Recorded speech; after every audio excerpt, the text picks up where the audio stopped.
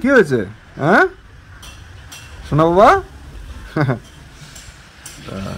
আজকের কালিম্পং এখনো বৃষ্টি হচ্ছে, কিন্তু বৃষ্টি হলে কালিম্পংয়ের সৌন্দর্য তুলনাহীন। এক কথা, ওই দূরে দেখা যাচ্ছে হচ্ছে আমার খুব দূরে নয়, আমার একটু নিচে নেমে গেলেই হচ্ছে আমার কলেজ। একটু বড় করে দেখাই, এই হচ্ছে আমার কলেজ। হ্যাঁ, একদম ঘেরা প্রকৃতি দিয়ে। হ্যাঁ বাবু দাঁড়া দাঁড়া, একটু দাঁড়া, ভিডিওটা করি। ও দাঁড়া শোনা বাবা, দাঁড়াও, ভিডিওটা করে নি। সাত সকালবেলাতে আজকে একটা সুখবর দিয়ে দিন শুরু হয়েছে। সেটা হচ্ছে আমার হনুমানজি চলে এসেছেন পঞ্চমুণ্ডি, যার ছবিটা আমি লাগাবো একদম সদর দরজার উপরে। আর এখানে তো দুটো দরজা রয়েছে, একদিকের দরজাতে লাগানো হচ্ছে এই হনুমানজি। এখানে কিন্তু তখন ব্রাইটনেসটা খুব বেশি বাড়ানো ছিল, যার ফলে খুব একটা ভালো বোঝা যাচ্ছিল না। এখন যেমন ঠিকঠাক বোঝা যাচ্ছে। আর উল্টো দিকে আর একটা দরজা রয়েছে, সেখানে একটি মা লক্ষ্মীর ফটো আসবে, সেটা বিশেষ একটি ফটো, সেটাও অ্যামাজনেতেই আমি অর্ডার করেছি। সেটা হয়তো বা কাল পরশু কোনো এক সময় চলে আসবে। তো আমরা বেরোতে যাওয়ার আগে এই ফটোটাকে কোনো রকমে টাঙিয়ে দিয়ে গেলাম। এইটাই যে ফাইনাল টাঙানো তা কিন্তু নয়, কারণ আমাকে কাউকে একটা ডাকতে হবে যিনি আমাকে একটু ড্রিল করে ব্যাপারটাকে অ্যাডজাস্ট করে দেবেন। সেই জন্য আমার কয়েকটা জিনিস ড্রিল করতে হবে, জন্য একজন ভদ্রলোককে ডাকতেই হবে, তখন ইনি ফাইনালি এটা লাগিয়ে দেবেন। যাই হোক, এইটা লাগানোর পর আমার যেন মনে হচ্ছে তাও কিছুটা লুকটা কমপ্লিট হলো। তবে যতক্ষণ না মা লক্ষ্মী ওই জায়গাটায় বসছেন ততক্ষণ পর্যন্ত সম্পূর্ণ হবে না। নমস্কার বন্ধুরা, নতুন ব্লগে আপনাদের সবাইকে স্বাগত জানাই। আশা করছি ভালো আছেন সবাই, যে যেখানে আছেন। আমরাও খুব ভালো আছি। আমাদের বাড়িতে আজকে সকালবেলাতে উঠে প্রথম ডেলিভারিটা দিয়ে গেছে, সেটা হচ্ছে একটা হনুমানজির ফটো, যেটা এক্ষুনি আপনারা দেখলেন। ওটা লাগানো হলো। লাগানোটা খুব একটা ভালো যে হলো তা না, মামুন লাগালো, সে বাচ্চা মানুষ, ঠিক আছে, যা হয়েছে হয়েছে, কিন্তু ওটা পরবর্তীকালে একটু ঠিক করে লাগাতে হবে। ওটাতে আমাদের একটা ড্রিল করতে হবে। যা বুঝতে পারছি যে আমি যে ওই কিছু অ্যামাজনেতে অর্ডার করেছিলাম, ওই স্টিকার হুক, সেটাতে ওটা হবে না। তো ঠিক আছে, ওটা আপাতত কোনো রকমভাবে লাগানো হলো। আমরা ফেরত আসি, তারপর একদিন গণেশদাকে ডাকতে হবে আমার ঘড়িটা লাগানোর জন্য। সেদিনকেই ভাবছি যে ওইখানটাতে ওইটা পার্মানেন্ট করে লাগিয়ে রাখার ব্যবস্থা করব। তো আপাতত আজকে প্রচুর মাথায় তেল দিয়েছি, কারণ আজকে হচ্ছে আমাদের হেনা দিবস। আজকে আমি এবং আমার বেটি হেনা করব। তারপরে হেনা করে একটুখানি টুপুরকে নিয়ে, টুপুরের বন্ধুর বাড়িতে নেমন্তন্ন, সেটা বেশ অনেকটাই দূরে, বিধান মার্কেটের কাছে, সেখানে পৌঁছে দিতে যাবো। বোধিসত্ত্ববাবু আজকে কলেজে গেছেন ভোরবেলাতে উঠে। তো ও বাবা, এখান থেকে দেখা যাচ্ছে দুয়ারে রেশন, ওই যে সব লাইন দিয়েছে দেখুন, ওই যে।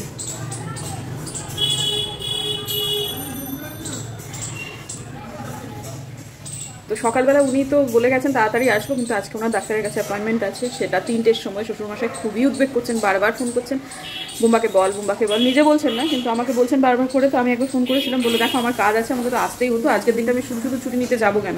আর এখন কলেজগুলো না পঞ্চমী থেকে ছুটি হয়ে যায়, যেহেতু সেহেতু খুব বেশি দিন তার কলেজ নেইও, কালকে থেকেই বলে, কালকে হয়ে শেষবার হয়ে যাবে ছুটি, সেরকম একটা ব্যাপার। তো যাই হোক, এখন আপাতত মাথা করতে তেল, এবং মেয়ে আমার হাঁক ডাক ওমা ওমা শুরু করে দিয়েছে। আর আমি যথারীতি যা আমার মানে চিরকালে আমি করে থাকি সেটাই আমি করেছি। আমি গ্লোভস আনতে ভুলে গেছি হাতে। মিনামাসে আমি প্লাস্টিকটা নিচ্ছি। হ্যাঁ, এই প্লাস্টিকটা তুমি আর একটা কিছুতে ভরে রাখো। হ্যাঁ, আর একটা প্লাস্টিক আমাকে দাও, আমি হাতে এরকম করে বেঁধে তারপর করবো হচ্ছে হেনা। করার কিছু নেই, ভুলে গেছি, কি করা যাবে। বড়টাই দাও। হাতে বেঁধে তারপরে করবো হচ্ছে হেনা, কিন্তু প্লাস্টিক আগে একটু ধুয়ে নিতে হবে। কি না কি ছিল, পরে হেনার সাথে নোংরাও মাথায় মাখিয়ে দিলাম, ওটা তো হয় না।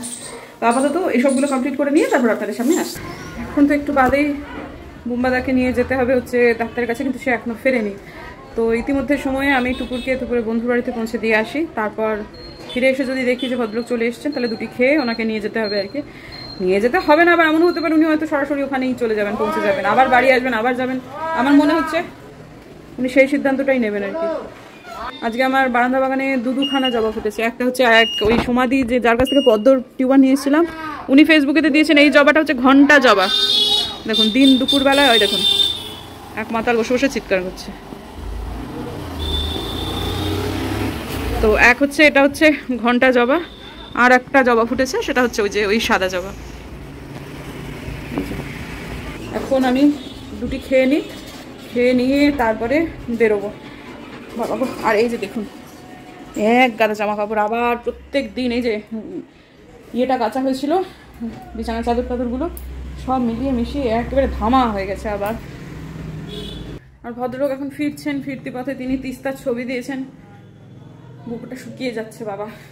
এই সময়টায় বহু টুরিস্ট আসেন পুজোর সময় বেড়াতে, তারা আসতেই পারেন, তবে রাস্তাটা ভেঙে গেছে, এবং সরু হয়ে গেছে স্বভাবতই। তিস্তা যেরকম ভয়ঙ্করী তিস্তা, সে চিরকালই সেরকমই ছিল, কিন্তু এখন এই রাস্তাটা শুরু হয়ে যাওয়াতে না জ্যামের সমস্যাটা খুব বেড়ে গেছে, যার ফলে ওই যখন ট্রেন ধরতে যাবেন মানে ফেরার পথে, তখন একটু হাতে সময় নিয়ে বেরোবেন, নাহলে কখন কোথায় আটকে যাবেন তার কোনো নিশ্চয়তা কিন্তু নেই। দুপুরের বন্ধুর বাড়িতে পৌঁছে দিতে যাওয়া, কেন জানেন তো, না গেলেও হতো। আমরা দিনহাটা শহরে এই বয়সে একা একাই যাতায়াত করেছি, কিন্তু সময় এগিয়েছে আর সমাজ পিছিয়েছে। অনেক দিক থেকে অনেক উন্নত হয়েছে, আবার কিছু কিছু জায়গায় ভয়ঙ্করভাবে পিছিয়ে পড়েছে। সেজন্য 2024-এ এসে আমার সন্তানকে একা ছাড়তে, কন্যা সন্তানকে একা ছাড়তে বুকের ভেতরটা ধক করে। এই দিনহাটা শহর শেষ, আন্দাজে শিলিগুড়ি শহর অনেক পার্থক্য, অনেক এখনো পার্থক্য। ছোট শহরের এক রকমের ব্যাপার আর বড় বড় শহর আছে। যার বাড়িতে যাচ্ছি তার নাম রিয়া, টুপুরের খুব বন্ধু। মেয়েটা ভীষণ ভদ্র মেয়ে। তো ওদের বিধান মার্কেটের একদম ভেতরেতে বাড়ি। ক্লাস 10 পর্যন্ত তো ভীষণই মানে একসাথে ওঠা বসা সবই ছিল, কিন্তু এই 11-এ ওঠার পর থেকে রিয়া তো আর্টস নিয়েছে, টুপু নিয়েছে সায়েন্স, সেহেতু এদের দেখা সাক্ষাৎটা কমে গেছে। আর 11-এ ওঠার পর হঠাৎ করে পুকুর থেকে মহাসমুদ্রে পড়ে না সবাই একবারে খলবল করছে। অনেকেই বলেন আর্টসে নাকি চাপ কম। কি বললো বন্ধুরা, আর্টসে চাপ কম? প্রচুর পড়াশুনো করতে হয়, সব সাবজেক্টেই চাপ আছে। তো এখন সেই বাচ্চাগুলো ওই সাথে অ্যাকাস্টমড হতে একটু তাদের সময় লাগছে, এবং সেই জন্য কি হয়, পুরনো সম্পর্কগুলো না একটুখানি ছাড়া পড়ে গেছে। তো ওর যার ফলে আজকে যখন ও বললো, আজকে না কয়েকদিন আগে থেকে যখন বলছি রিয়ার সাথে দেখা করবো বললাম করিস বাবা, কিছু কিছু সম্পর্ক পড়াশুনোর বাইরেও থাকে, সারা জীবন থেকে যায়। মেয়েটা এত ভালো না, আমি চাই যে এর সঙ্গে সম্পর্কটা সারা জীবনই থাকুক। তো বিধান মার্কেটের ভেতর দিয়ে যাচ্ছি, তার আগে বন্ধুর বাড়িতে যাবে জন্য কিছু টুকটাক কেটা ওটা সেটা কিনেও নেওয়া হলো। আর আমার এই মার্কেটের ভেতরের রাস্তাটা খুব ভালো লাগে, চতুর্দিকে সবজি ফল দিয়ে এত রং বেরঙের হয়ে থাকে যে ভালো লাগে। আর আজকে রিয়ার সাথে ওর অনেক দিন পর দেখা হলো, এত ভালো লাগলো বাচ্চা দুটোকে দেখে যে কি বলবো। আজকে এই তো আমি এখন নিয়ে এলাম প্রায় তখন 2:30-3টে মতো বাজে, ওই 8টা সাড়ে 8টার মধ্যে টুপুরকে এখান থেকে নিয়ে যাওয়ার প্ল্যান। তো যখন এদেরকে একসাথে দেখলাম তখন মনে হলো আমার নিজের ছোটবেলার কোনো হারানো বন্ধুকে যেন আমি নিজেই খুঁজে পেয়ে গেছি।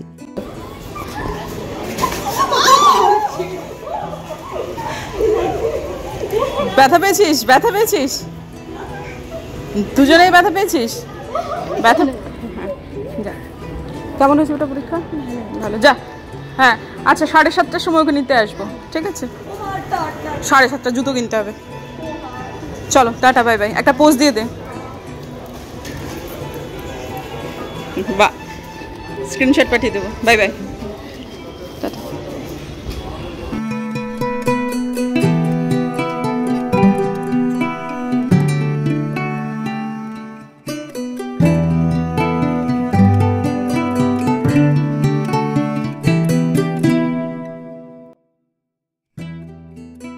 বাড়ি ফিরে ভিডিওটাকে আপলোড করেছি, তারপর একটু সিক্রেট মিস্ট্রি চ্যানেলটা দেখতে শুরু করেছিলাম। একটা এপিসোড আছে, সেটা কমপ্লিট হয়নি আমার এখনও, কিন্তু পুরোটা দেখতে পারলাম না। তার আগে ইনি চলে এলেন, এসে আগে ইনি ভিডিও করলেন, তারপর দুটি খেলেন, তারপর বেরোলেন হচ্ছে ডাক্তারবাবুর কাছে। আমরা চিনু মেডিকোতে যাব। অ্যাপয়েন্টমেন্ট পেতে খানিকটা সময় লাগলো। এন্ডোক্রাইনোলজিস্ট আরও শিলিগুড়িতে বহু আছেন, তো ওভার হাইপড কারোর কাছে খুব একটা যেতে চাইছিলাম না, সত্যি কথা। তো এখন সমমনস্ক ডাক্তারবাবুর খোঁজই সাধারণত আমরা করে থাকি, তো সেটাই পাওয়া গেছে। এবং যতজনকে জিজ্ঞেস করা হয়েছে তারা অত্যন্ত আমাদের পারিবারিকভাবে ঘনিষ্ঠ, পেশায় তারাও ডাক্তার, প্রত্যেকেই এনার কথাই বলেছেন। একটা অদ্ভুত ব্যাপার, সবারই একটা নামই কেন জানি না মুখে এলো। এবং আমরা এখন এই দিক দিয়ে চিনু মেডিকোর পাশ দিয়ে এই যে ম্যাক্স ফ্যাক, এই যে ডেন্টাল ক্লিনিক, এটা হচ্ছে আমার হাজব্যান্ডের লঙ্গোটিয়া বন্ধু সৈকত সাহা, তার মানে তার বাবার অ্যাকচুয়ালি, পরে তিনিও এখানে করতেন। তো তিনি এখন খালি শুধু ডেন্টিস্ট নন, কিন্তু তিনি এখন কলকাতায় শিফট করে গেছেন, শিলিগুড়িতে তার বাবাই এখনও বসেন। অ্যাকচুয়ালি শিলিগুড়িরই ছেলে, মানে ডন বস্কের বন্ধু সবেরা। তো সেখান থেকে যে ডাক্তারবাবুকে গেলাম, সেখানে দেখানো হয়ে গেল। কি কথা হলো না হলো সেগুলো বাড়িতে এসে আপনাদের বলছি। আমার মুখের হাসি দেখে নিশ্চয়ই বুঝতেই পেরেছেন যা হয়েছে সেটা অত্যন্ত ইতিবাচক কিছু একটা হয়েছে। বাড়ি গিয়ে আপনাদের ডিটেলে বলছি। ফিরলাম ডাক্তারবাবুর কাছ থেকে, এবং ডাক্তারবাবু বললেন এটা 100% রিভার্সেবল। কিন্তু শুরুতে যেহেতু অনেক বেশি ধরা পড়েছিল, সেহেতু উনি 1.5 মাসের জন্য একটি ওষুধ দিয়েছেন। সেই ওষুধটা 1.5 মাস পর্যন্ত খেতে হবে, এবং যে লাইফস্টাইলে উনি এখন আছেন সেই লাইফস্টাইলটাই মেনটেন করতে হবে। তাতে করে উনি যদি 1.5 মাস পর দেখেন যে সুগার নর্মালের কাছাকাছি চলে এসছে, পুরোপুরি নর্মাল না হলেও কাছাকাছি চলে এসছে বা ক্রমাগত কমছে, তাহলে উনি সেই ওষুধটাও বন্ধ করে দেবেন এবং এটা লাইফস্টাইল কারেকশনের মাধ্যমে এটাকে কমাতে হবে, সেই রকমই বললেন। আর 1600 ক্যালোরির একটা ডায়েট চার্ট মতো দিয়েছেন। তাতে করে দেখা যাচ্ছে যে বুম্বাদা ঠিক যা যা করছে ওই ডায়েট চার্টে মোটামুটি সেইটাই, ওই যেটা আমি বলেছিলাম বা আপনাদেরকে আমি যেটা আমার নিজের ক্ষেত্রে করেছিলাম, সেটা হচ্ছে যে যত তাড়াতাড়ি সম্ভব, ডাক্তারবাবু একই কথা বললেন, ডিনারটা কমপ্লিট করতে হবে আর ঘুমোতে হবে একদম পুরোপুরি 7 ঘন্টা, যেটা বুম্বাদাদার একদম হচ্ছিল না। আর চিনি, তারপরে আর্জাকগুলো যেগুলো বর্জন করা, মানে কার্বোহাইড্রেটটা কমিয়ে দেওয়া, প্রোটিনটা একটু বাড়িয়ে দেওয়া, এগুলো তো হচ্ছিলই আর কি। তো সেইগুলোই আছে। আর আগের দিনেতে মন্তব্য অনেকেই করেছিলেন না যে এটা কখনোই রিভার্সেবল না, রিভার্সেবল। ডাক্তারবাবু একেবারে খোদ ডাক্তারবাবু বললেন এটা বুম্বাদার ক্ষেত্রে 100% রিভার্সেবল। খুব রিলিফড এবং খুব আনন্দিত, সত্যি কথা। একটু বাদে টুপুরকে আবার আনতে যাবো, সেখান থেকে টুপুরের জুতো কিনবো, আমারও একটা জুতো কিনতে হবে। বুম্বাদার তো এখনো সময় হচ্ছে না, সে তো টাইমই দিতে পারছে না, তার কালকে পর্যন্ত কলেজ, তো সুতরাং তারটা তারপরে হবে আর কি, কোনো একটা সময়। আর দ্বিতীয় প্রসঙ্গ হচ্ছে আজকে দিদির আশা নিয়ে, আমার না যাওয়া নিয়ে বহুজনেই অনেক কিছু তাদের মতো করে ভেবে নিয়েছেন। কারোর ভাবনায় আমার কিছুই করার নেই, বলারও নেই, তবে এই সমস্ত কথাগুলো থাকবে না। যখন একটা সময় পর আপনারা দেখবেন যে ব্যাপারটা দিদির বাড়িতে আমি যাচ্ছি বা দিদি আমার বাড়িতে আসছে বা আমি দিনহাটা গেলে দিদি আসতে যাচ্ছি, সে জিনিসগুলো হবে। এই যাত্রায় ব্যাপারটা হলো না, এটা ঘটনাই, কিন্তু নিশ্চয়ই ভবিষ্যতে হবে, ইনফ্যাক্ট হবেই। তখন এই সমস্ত কথাগুলো আর থাকবে না। আমাদের এই ঘুরতে যাওয়াটা বহুদিন আগে প্ল্যান করা, ফ্লাইটের টিকিট বলুন, আমরা মধ্যবিত্ত তো, আমরা অনেক দিন পরিকল্পনা করে তারপর টিকিট কাটা বলুন, প্ল্যান করা বলুন, সব কিছু হয়ে গেছে। আমার শ্বশুরমশার জন্য উদ্বৃত্ত কিছু পরিকল্পনা, সেগুলো অ্যাড করা, অনেক ঠান্ডা মাথায় ভেবেচিন্তে এগুলোকে আমাদের অনেক দিন আগে করা হয়েছে এবং সেটার সাথে সাথে কোথাও না কোথাও একটু অর্থও জড়িত, মানে সেগুলো হয়তো বা রিফান্ডেবল নয় এই ব্যাপারগুলো, সেজন্য আমরা এটাতে যাচ্ছি। যদি এই ব্যাপারগুলো রিফান্ডেবল হতো তাহলে এই সময়ে দাঁড়িয়ে আমরা হয়তো বা এই ট্যুরটা ক্যান্সেল করতাম। দিদিরা আসছে, আমরা যাব, মধ্যিখানের সময়টাতে ভদ্রলোকে 350 সুগার ধরা পড়ে গেল। আপনারা যেমন দেখলেন আমার শ্বশুরমশাইয়ের উদ্বেগ, আমার মায়ের উদ্বেগ ঠিক ততটাই। কোনোভাবেই বুম্বাকে ডাক্তার না দেখিয়ে ওখান থেকে সরাবি না। আর এন্ডোক্রাইনোলজিস্ট অনেকেই আছেন শিলিগুড়িতে, কিন্তু বিশেষ একজনকে দেখানোর কথাই আমাদের পারিবারিক সূত্রে যারা বন্ধুস্থানীয় তারাই বলেছেন, তার কাছেই যাওয়া হয়েছিল। সেই ভদ্রলোকের কাছে অ্যাপয়েন্টমেন্ট পাওয়াটা একটু কঠিন হলো, তো এই দিকটায় পিছিয়ে গেলাম। আমাদের যাওয়া অতি সন্নিকটে, আমি বলেছি, সেখানে বুম্বা দাদার 7 ঘন্টা ঘুম বলুন বা সেসবগুলো, এখানে আমি যদি যাই আমাকে আর টুপুরকে ওখানে যেতে হবে। টুপুরের 49 পরিকল্পনা এদিকে অলরেডি হয়ে রয়েছে। তো এখন সব কিছু মিলিয়ে মিশিয়ে মা আমাকে বারণ করেছেন যে এখন এই যাত্রায় ছেড়ে দাও, পরে হবে, নিশ্চয়ই পরে হবে। আর শুধুমাত্র ব্লগেতে আপনাদেরকে দেখানো বলুন বা সেইগুলো বলুন, এইগুলো সময় পরেও পাওয়া যাবে, কিন্তু তবু আমি টাইটেলে দিয়েছি, আমি সবাইকে সোচ্চারে জানিয়েছি যে আমার দিদি এসেছে। সেটার কারণ হচ্ছে অকারণ অযথা আমার দিদির নামে খুব বাজে বাজে কথা আপনারা বলতেন বিভিন্ন সময়, দিদি আসে না, দিদি দায়িত্ব করে না, দিদি ইত্যাদি ইত্যাদি ইত্যাদি। আপনাদের 49 কথা শোনার পরেও আমার লাভ এইটাই হলো, বলা যায় যে অন্তত এই কথাটা তো বন্ধ হবে যে আমার দিদি দায়িত্ব করে না, সে দিল্লিতে থাকে। আমি অসংখ্যবার বলেছি আমার পক্ষে মায়ের কাছে পৌঁছানো দিদির থেকে অনেক বেশি সহজ, কারণ আমি শিলিগুড়িতে থাকি, দূরত্বটা অনেকটা কম। অগুন্তিবার ওরাও বলে যে মা চলো মা চলো, কিন্তু দিদির ওখানে তারা মা যেতে চায় না, শিলিগুড়ি নিয়ে আসতে পারি না আমি, দিল্লি তো অনেক দূরের কথা। সেই জন্যই আপনারা এই যে অযথা এত কথা আমার দিদিটাকে ধরে কাটা ছেঁড়া টানা হ্যাঁচড়া করতেন, আশা করছি আজকের পর থেকে এটা বন্ধ হবে। আর বাকি কথা বন্ধ হবে, দিদির সাথে খুব সম্পর্ক খারাপ, দিদির সাথে ইত্যাদি ইত্যাদি ব্যাপার যেগুলো, সেগুলো নিশ্চয়ই একদিন না একদিন বন্ধ হয়ে যাবে, কারণ সেটা যখন আপনারা দেখতে পাবেন। তার আগে পর্যন্ত আমার আপনাদের কিছু বলার নেই। আপাতত এই মুহূর্তে আমরা একটা ভালো সময়, পারিবারিক সময় উভয় পাক্ষিক কাটাচ্ছি। হ্যাঁ, আমার সাথে দিদির বলুন বা মায়ের বলুন এখন এই ফোনের মাধ্যমেই কথা হচ্ছে, এটা ঠিকই, কিন্তু সব মিলিয়ে মিশিয়ে পারিবারিক যে একটা আনন্দময় আবহ তৈরি হয়েছে আজকের পর থেকে, উভয় পাক্ষিক, আমার শ্বশুরমশাই এবং আমার মা তথা ওদের দিক থেকে ওরাও, আমাদের দিক থেকে আমরাও খুব রিলিফড যে বুম্বা দাদা এটা 100% রিভার্সেবল বলেছেন ডাক্তারবাবু। লাইফস্টাইল অবশ্যই কারেকশনের মাধ্যমেই এটা করতে হবে, আপাতত আমরা এই সময়টাকে এনজয় করতে চাই।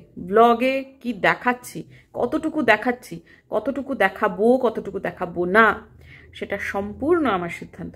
আমি টাইটেল দিয়েছি, সেটা আমার সিদ্ধান্ত। আমি কেন বলেছি সেটাও আমার ডিসিশন, কিন্তু কতটুকু আমি দেখাবো, কতটুকু দেখাবো না, সেটাও তো আমার ডিসিশন। অধিকারের ব্যতি রেখে গিয়ে কিছু বলছেন কিনা সেটা নিয়ে আমি কেন ভাবিত হতে যাব? আমি বা দিদি বা মা বা বুম্বাদা, দৈপান্দা, দৃষ্টি, টুপুর, আমার শ্বশুরমশাই, দিদির শাশুড়ি মা, আমরা কেন এত ভাবিত হতে যাব, তাই না? আপাতত আমাদের অনেক কাজ শিলিগুড়িতে, আমাদের যাওয়াটাকে আমরা ক্যান্সেল করাটা অসম্ভব ব্যাপার। যদি সেটা হতো তাহলে দিনহাটায় যেতেই পারতাম, কিন্তু যাই হোক সেটা সম্ভব নয়। এখন আপাতত আমাদের বেড়াতে যাওয়াতে আমরা অনেক বেশি ফোকাস করতে চাই। মেয়েটাকে নিয়ে কেনাকাটি, টুকিটাকি অনেক কাজ বাকি, মাথায় অনেক কিছু ঘুরছে, সেগুলো নিয়েই একটু ব্যস্ত থাকাটাই কাম্য আমার জন্য। আমি আসলে সুগার কত হয়েছে সেটা বলতে চাইছিলাম না, কোন কথা প্রসঙ্গে বেরিয়ে এলো। শুরুতে ধরা পড়েছিল 350, কিন্তু 8 দিনের মাথায় লাইফস্টাইল কারেকশন করে সেটা হয়েছে ফাস্টিংয়ে 217, আর পিপিতে হয়েছে 247। সেই জন্যই ডাক্তারবাবু বলেছেন এটা 100% রিভার্সেবল। এইটা না বলে দিলে এই কথোপকথনটা অসম্পূর্ণ থেকে যেত, নাহলে হয়তো ডাক্তারবাবুকে অনেকে ভুল বুঝতে পারতেন। গেস্ট আসছে, দাদার সুগার রিভার্সেবল ফোন করেছিল, বসে এখানে 4 জন আসছে। বুম্বাদা আছে না, আমার চেনা। বুম্বাদা ফেরত আসুক, তারপরে বুম্বাদার হাতে এদের সমর্পণ করে আমি বেরোবো। আমার মেয়েকেও তো আনতে যেতে হবে। চলে আসছো? 5 জন এসেছে জানেন তো, একেবারে ভিপজিওর ক্লাবের কাছে এসে আমাকে ফোন করেছে, যার ফলে আমি বসলাম আর ওরা সব চলে এলো।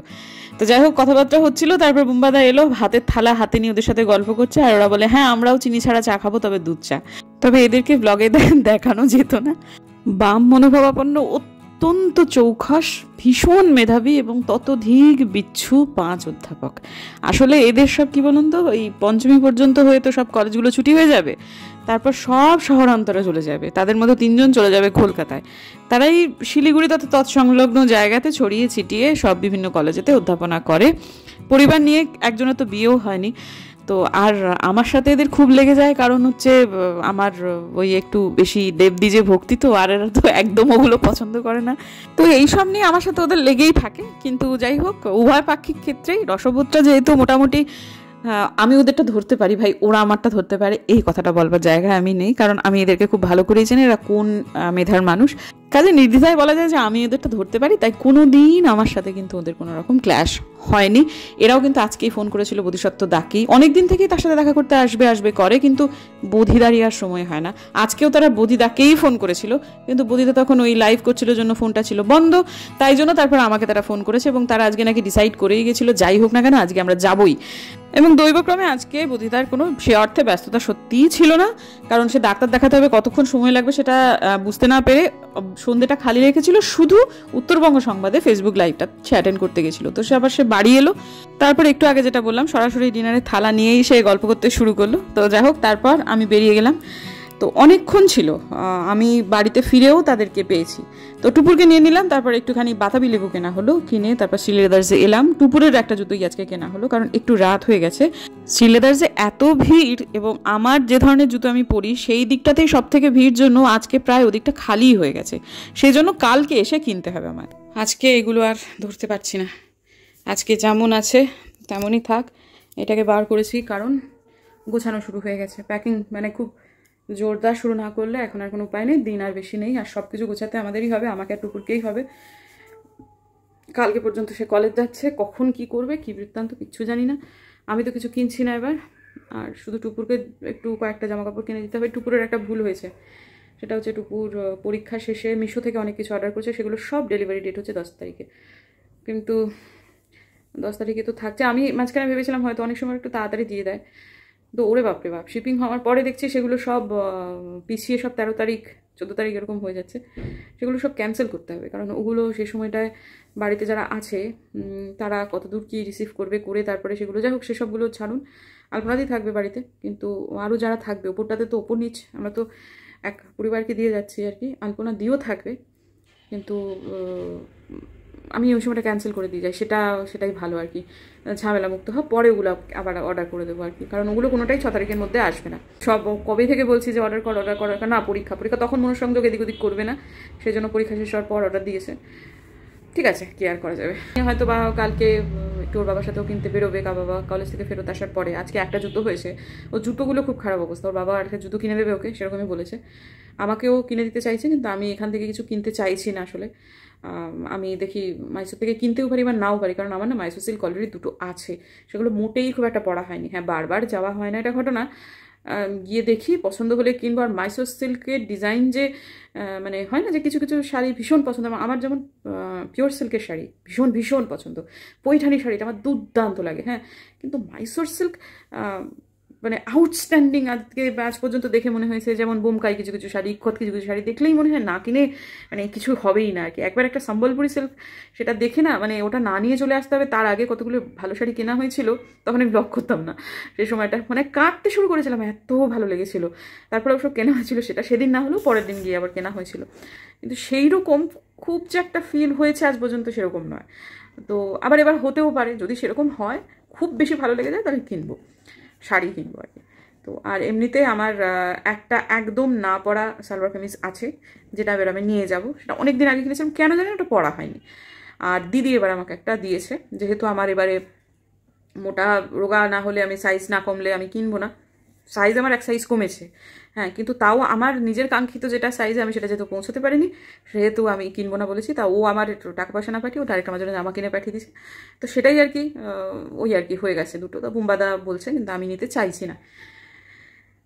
কালকে আবার টুকুরের চশমাটার জন্য ফোন করেছিল, তখন ডাক্তারবাবু চেম্বারে আমরা। তো টুকুরকে নিয়ে সকালবেলাতে একবারে সেই চশমাটা কালেক্ট করে নিয়ে টুকুর আবার কালকে বন্ধুদের সঙ্গে বেরোবে। বহুদিন আগের প্ল্যান ওদের এটা, আজকেরটা অনেক দিন আগের প্ল্যান, কালকেরটা অনেক দিন আগের প্ল্যান আর কি। তো সে যা হোক, সে বেরোবে, কাজেই 11:30টার মধ্যে জানা ধরুন প্রকাণ্ড সেই ঝঙ্কার মোড় থেকে আমাকে বাড়ি আসতেই হবে চশমাটা নিয়ে।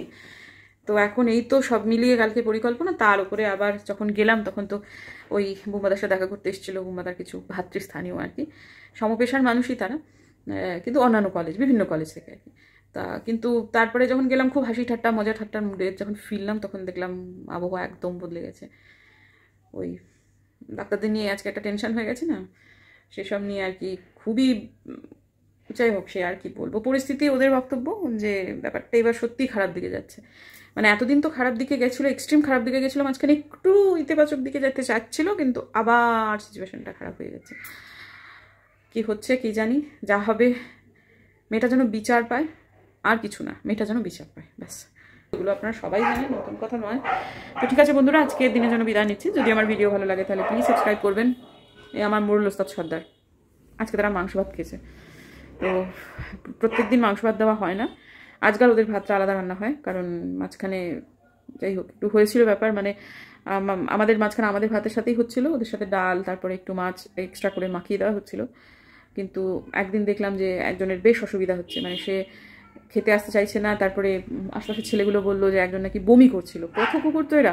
তারপর থেকে আপনাদেরকে বলেছি 1 চিমটে নুন আর হলুদ দিয়ে করে দিও। মাঝখানে কী হচ্ছিলো, এরা তো এদিক ওদিক খেয়ে বেড়ায়, এসব রান্নাদের মুখে রয়েছে না, অনেক সময় এরা ফেলে দিত, মানে না খেয়ে দিয়ে চলে যেত, কারণ খাবার অভাবে এই অঞ্চলের পথকুকুরদের কারণই নেই। আমার এখানে না খেতে পেয়ে অন্য জায়গায় খাবে, এরকম একটা ব্যাপার। তারপর তখন আমি বলছিলাম ঠিক আছে, ওরা যেমন করে খেতে চায় তেমনই দিও। তা এখন আবার দেখছি ওগুলোই খাচ্ছে, কিন্তু 3 জনেই ওটাই খাচ্ছে। তো আজকে তাদের জন্য মাংস হয়েছিল, মাংস সেদ্ধ করে মাংসের ভাত দেওয়া হয়েছিল। তো ঠিক আছে, আজকের দিনের জন্য বিদায় নিচ্ছি বন্ধুরা। ওদের আমি আজকাল একটু একটা দেখাই না, অনেক কারণে, ছেড়ে দিন। ঠিক আছে, দেখা হচ্ছে কালকে একটা নতুন ব্লগে। যদি আমার ভিডিও ভালো লাগে তাহলে প্লিজ সাবস্ক্রাইব করবেন, পাশে নোটিফিকেশন বেলটা অন করবেন, যাতে ভিডিও দিলেই নোটিফিকেশন চলে যায় আপনাদের কাছে। দেখা হচ্ছে আগামীকাল, ততক্ষণের জন্য।